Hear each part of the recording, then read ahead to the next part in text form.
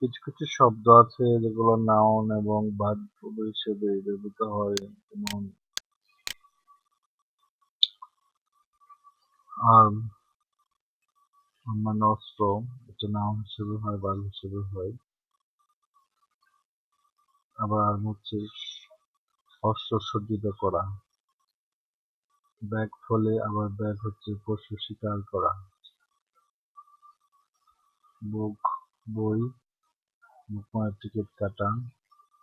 Brush তুলি বা brush, brush মানে পরিষ্কার করা।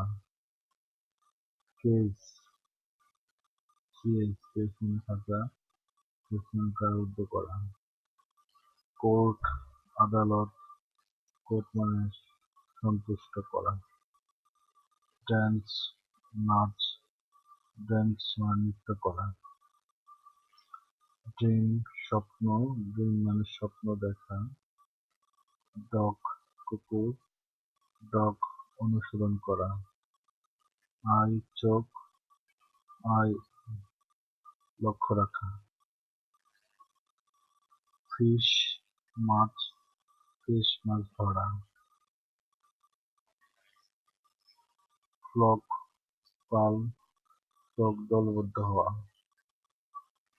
হ্যামার হাতুড়ি, হ্যামার হাতুড়ি দ্বারা আঘাত করা। হেড মাথা, হেড অগ্রসর হওয়া বা মাথা লাগানো। হ্যান্ড হাত, হ্যান্ড হস্তান্তর করা। আয়রন ইস্ত্রি, আয়রন মানে ইস্ত্রি করা। ইন্টারেস্ট সুদ গ্রহণ, ইন্টারেস্ট মনোযোগ আকর্ষণ করা। ল্যান্ড ভূমি, ল্যান্ড মানে অবতরণ করা। মাস্টার মনির, মাস্টার মানে আয়ত্ত করা। ম্যান মানুষ, ম্যান মানে পরিচালনা করা।